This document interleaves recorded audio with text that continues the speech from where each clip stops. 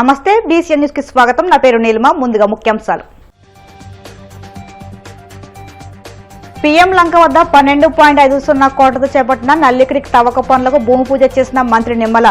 YCP హయాంలో irrigation వ్యవస్థను విధ్వంసం చేశారని ధ్వజం. రైతుల అంగీకారంతోనే మరిదశ భూ సమీకరణ చేపడుతున్నామన్న మంత్రి నారాయణ. అమరావతి రైతుల సమస్యలను ఒక్కొక్కటిగా పరిష్కరిస్తున్నట్టు స్పష్టం. పీపీపీ పేరుతో 10 కొత్త మెడికల్ కాలేజీలను ప్రైవేటీకరించాలని కూటమి ప్రభుత్వం నిర్ణయం తీసుకోవడం దుర్మార్గం. వైసీపీ మాజీ ఎమ్మెల్యే గోపిరెడ్డి శ్రీనివాసరెడ్డి ఆగ్రహం.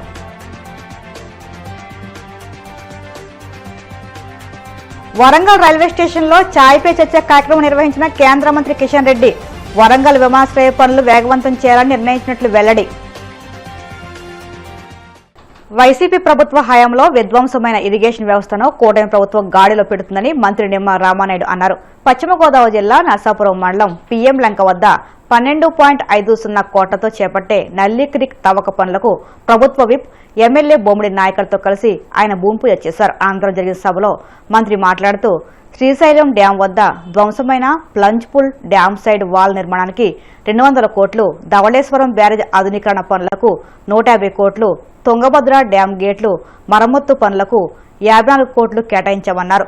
ఎన్నికల్లో మత్స్యకారులకు ఇచ్చిన హామీకి అనుగుణంగా వేట నిషేధ సమయంలో ఇచ్చే భృతిని 20,000కు పెంచామన్నారు. దశాబ్దాలుగా పెండింగ్లో ఉన్న నల్లిక్రీక్ తవ్వక పనులకు నిధులు కేటాయించి తవ్వక పనులకు భూమి పూజ చేస్తామని తెలియజేశారు.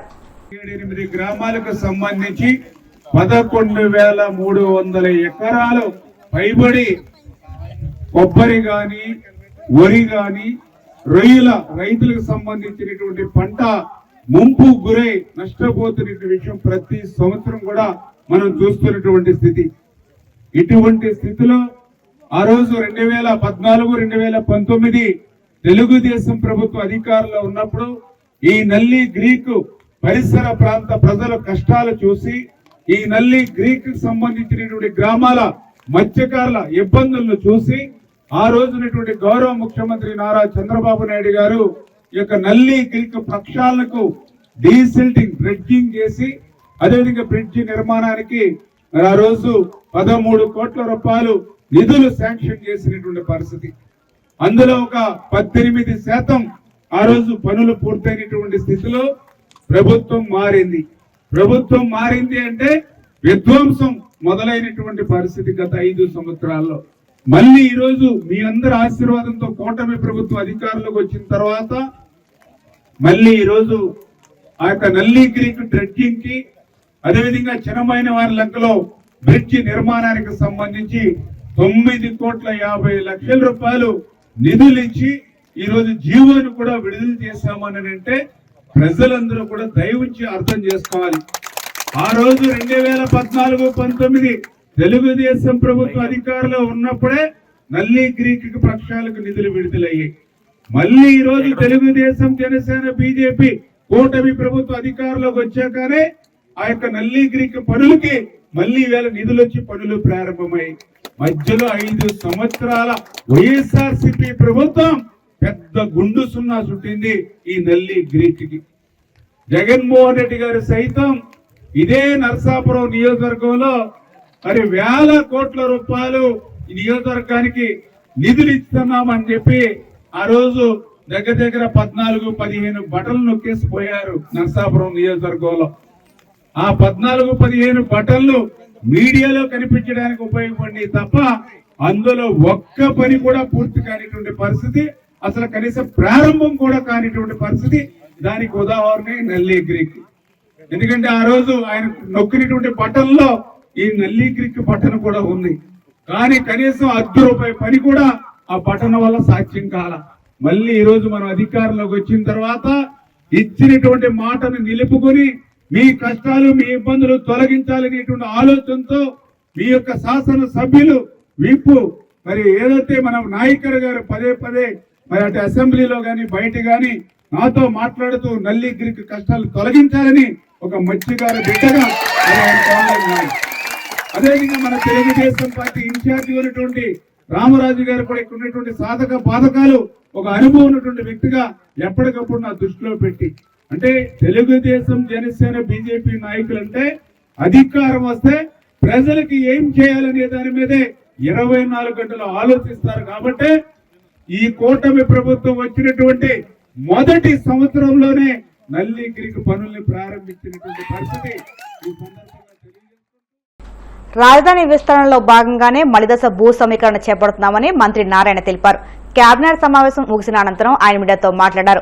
రైల్వే స్టేషన్, స్పోర్ట్స్ సిటీ, విమానాశ్రయం, స్మార్ట్ సిటీ, ఇన్నర్ రింగ్ రోడ్డుకు 16,666 ఎకరాలు సమీకరిస్తున్నట్టు తెలిపారు. ఒలింపిక్స్ నిర్వహించే స్థాయిలో అంతర్జాతీయ క్రీడా నగరం నిర్మిస్తామని తెలిపారు. రైతుల అంగీకారంతోనే భూ సమీకరణ చేస్తామని స్పష్టం చేశారు. 5,000 ఎకరాల్లో విమానాశ్రయం నిర్మించనున్నట్లు వివరించారు. గతంలో ఇచ్చిన ప్రయోజనాలే రైతులకు అందిస్తామన్నారు. కొండ ప్రాంతాల్లో ఉన్న ప్రభుత్వ భూమి కూడా తీసుకుంటామన్నారు. అమరావతిలో ఇంటిగ్రేటెడ్ ఇంటర్నేషనల్ స్పోర్ట్స్ సిటీ నిర్మిస్తామని తెలియజేశారు. ఎంతో వేగవంతంగా జరుగుతున్నాయి. ఈ నేపథ్యంలో ఈ రోజు యాక్చువల్ గా గౌరవనీయ కేంద్ర ఫైనాన్స్ మినిస్టర్ గారు నిర్మలా సీతారామన్ గారు ఈరోజు 15 ఆర్గనైజేషన్, అందులో 13 బ్యాంక్స్ ని, 2 వచ్చి LIC లాంటి ఆర్గనైజేషన్ ఈరోజు యాక్చువల్గా శంకుస్థాపన చేయడం జరిగింది. ఇవన్నీ కూడా దాదాపు 1.5 years లో పూర్తి చేసేట్టుగా ప్రణాళికని యాక్చువల్గా అయితే ఈ నేపథ్యంలో ఈ అమరావతి క్యాపిటల్ సిటీలో ఏదైతే ఈరోజు డెవలప్ చేస్తున్నామో దాంట్లో అనేక యూనివర్సిటీస్ కావచ్చు, స్కూల్స్ కావచ్చు, హోటల్స్ కావచ్చు, డిఫరెంట్ ఆర్గనైజేషన్స్ కూడా సైట్లు ఇచ్చాము. దాదాపు వాళ్ళందరూ యాక్చువల్గా ఆల్మోస్ట్ గ్రౌండ్ చేస్తున్నారు 1 by 1. కొన్ని అయితే యూనివర్సిటీలు ఆల్రెడీ అయినాయి.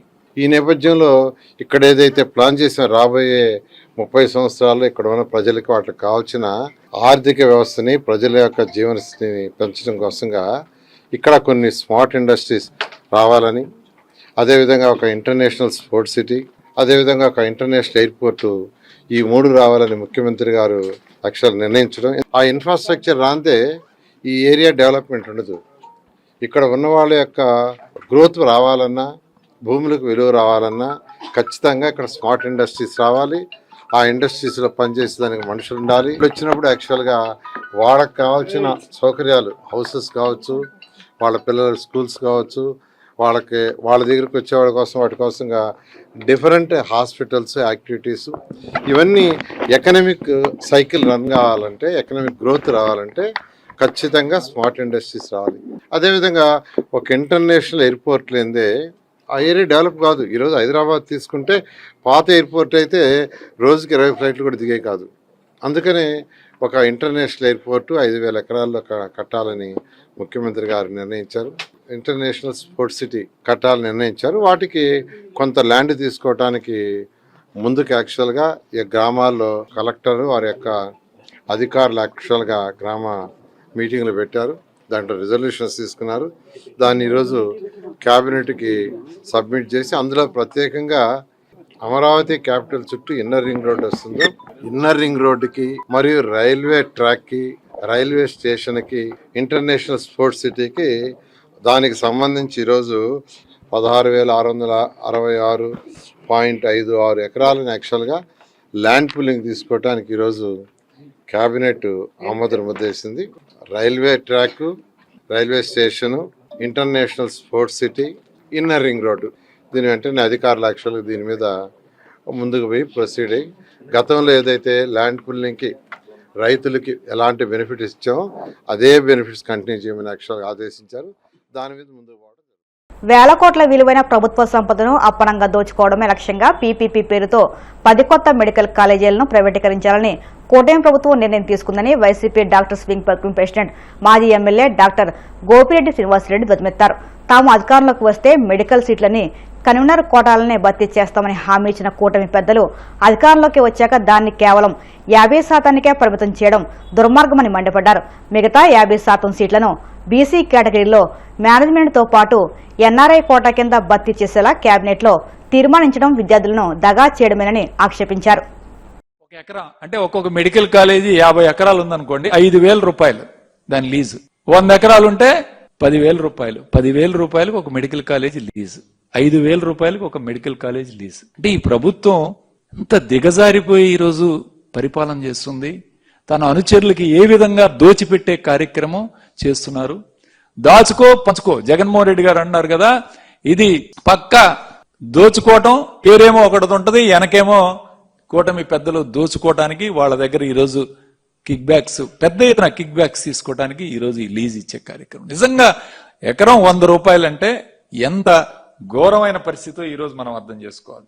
అన్ని కూడా జగన్మోహన్ రెడ్డి గారి ప్రభుత్వం ఈరోజు మెడికల్ కాలేజీలకు సంబంధించి బిల్డింగ్స్ కానీ, ఇన్ఫ్రాస్ట్రక్చర్ కానీ, ఎక్విప్మెంట్ కానీ, నేను ఛాలెంజ్ విసురుతున్నాను, ఈ రాష్ట్రంలో ఏ ప్రైవేట్ మెడికల్ కాలేజ్ అయినా ఈరోజు జగన్మోహన్ రెడ్డి గారు కట్టించిన ప్రభుత్వ మెడికల్ కాలేజీ ధీటుగా ఉందా అని ఈరోజు నేను ప్రశ్నిస్తున్నాను. ఏ ప్రభుత్వం ఈరోజు నడిపిస్తున్న ప్రైవేట్ మెడికల్ కాలేజీ గురించి చెప్తున్నాను. రండి, ఛాలెంజ్ విసురుతాను. జగన్మోహన్ రెడ్డి గారు కట్టించిన పులివెందుల మెడికల్ కాలేజీ కానీ, పాడేరు మెడికల్ కాలేజీ కానీ, లేకపోతే మచిలీపట్నం మెడికల్, ఏ మెడికల్ కాలేజీకైనా వెళదాం. అద్భుతమైన బిల్డింగ్స్, అద్భుతమైన ఎక్విప్మెంట్ బ్రహ్మాండంగా ఈరోజు జగన్మోహన్ రెడ్డి గారు కట్టిస్తే, ఇస్తర్లో పంచవర్ష భోజనం సంపూర్ణంగా పెట్టి అన్నీ చేసి ఈరోజు జగన్మోహన్ రెడ్డి గారు ఏర్పాటు చేస్తే వీళ్ళు వచ్చి దాన్ని అమ్ముకునే పరిస్థితి చేస్తున్నారంటే ఎంత దారుణమైన అంశం. ఈరోజు మనమే ఉన్నాం, పెద్ద బంగ్లా మ్యాన్షన్ కడతాం, మ్యాన్షన్ కట్టి 100 రూపాయలకి అద్దెకిచ్చే కార్యక్రమం చేస్తే ప్రజలు నవ్వుతారు. ఈ ప్రభుత్వానికి అది కూడా బుద్ధి లేదు. ఇలాంటి మెడికల్ కాలేజీలు దేశంలో ఎక్కడా లేదు. ఏ ఒక్క రాష్ట్రంలో కూడా ఒక ప్రభుత్వం నిర్మించిన మెడికల్ కాలేజీని ఇంతవరకు ప్రైవేటు వ్యక్తులకు అప్పగించిన దాఖలాలు ఎక్కడా లేవు. ఒక్క ఆంధ్రప్రదేశ్ రాష్ట్రంలో ఎందుకు వస్తున్నాయి? మీరు ఈ విధంగా నిర్మాణం చేసిన కాలేజీలని మళ్ళీ దానిలో ఏం పెట్టారు? 2 సంవత్సరాలట ప్రభుత్వ వైద్యశాలను ఉపయోగించుకోవచ్చట. ఈరోజు ఎక్కడైతే ఈ మెడికల్ కాలేజ్ 4 మెడికల్ కాలేజీలు పీపీపీ మోడ్లో టెండర్ బిడ్స్ కాల్ ఫర్ చేశారో, ఈ 4 కాలేజీలకు సంబంధించి అక్కడున్న ప్రభుత్వ హాస్పిటల్స్ ను కూడా ఈ మెడికల్ కాలేజీలకు అటాచ్ చేసే కార్యక్రమం చేస్తున్నారు. అక్కడ పనిచేస్తున్న సిబ్బందికి కూడా జీతాలు కూడా ప్రభుత్వమే ఇస్తుందట. అంటే 2 సంవత్సరాలు ప్రైవేట్ మెడికల్ కాలేజీ వాళ్ళు ఈరోజు అయితే పీపీపీ మోడ్లో పొందుతున్నారు, వాళ్ళు ఉపయోగించుకోవచ్చు, వాళ్ళ జీతాలు కూడా ప్రభుత్వమే భరిస్తుంది. అంటే మీరు మొత్తం ఇక వాళ్ళు ఏం చేసుకునే అవసరం లేదు. ప్రైవేట్ మెడికల్ కాలేజీలు పీపీపీ మోడ్లో బిడ్ పొందేవాళ్ళు ఒక్క ఇటుక బిళ్ళ పెట్టనక్కర్లేదు, డాక్టర్ని అపాయింట్ చేసుకునే అవసరం లేదు. 2 సంవత్సరాల కాలంలో ₹1 ఖర్చు లేకుండా ఈరోజు ఫ్రీగా 2 సంవత్సరాలు కూడా ఈ యొక్క ప్రభుత్వ హాస్పిటల్స్ కూడా వీళ్ళు ఉచితంగా వాళ్ళ సేవలను కూడా పొందే కార్యక్రమం. అంటే రెడీమేడ్గా వాళ్ళకి మొత్తం తాకట్టు పెట్టే కార్యక్రమం చేస్తున్నాడు చంద్రబాబు నాయుడు. తాకట్టు పెట్టి మీరు 2 సంవత్సరాలు ఎంజాయ్ చేయండి మొత్తం. ఎంత ఘోరంగా ఉందంటే ఇవాళ నేను చూసాం, ఎక్కడైనా ఈ పరిస్థితి దేశంలో ఎక్కడైనా ఉందా? ఎక్కడా లేని విధంగా ఆంధ్రప్రదేశ్ రాష్ట్రంలో ఎందుకు ఈరోజు ఈ విధంగా ఉంది? విద్యా వైద్యం మీద ఏ ప్రభుత్వమైనా ఖర్చు పెట్టాలని చెప్పి ఈరోజు మనం అందరం కూడా భావిస్తున్నాం, ప్రజలందరూ కూడా భావిస్తున్నారు ఉచితంగా వైద్యం అందించాలని. మీరు సంవత్సరానికి 1000 కోట్లు ఏం చేస్తున్నారండి? 2,20,000 కోట్లు అప్పు చేశారు. ఇప్పుడు దాకా అప్పు 2,20,000 కోట్లు. ఏమేం పథకాలు ఇచ్చారు? ఒక్క అన్నదాత సుఖీభావ అరకొరగా 10,000, తల్లికి వందనంలో ఒక 8,750 కోట్లు. ఈ 2 పథకాలు తప్పితే ఏం చేశారు ఈ డబ్బులన్నీ ఎవరికి తెలియదు. వైద్యం మీద ఈరోజు మెడికల్ కాలేజీల కోసం 1000 కోట్లు ఖర్చు పెట్టలేరా అని చెప్పి ఈరోజు రాష్ట్రంలో అన్నదాతల నుంచి పంట మొత్తం కొనుగోలు చేసేలా 51 లక్షల టన్నుల ధాన్యం సేకరణకు అంచనాలు రూపొందించినట్లు పౌర సరఫరాల శాఖ మంత్రి నాదెండ్ల మనోహర్ వెల్లడించారు.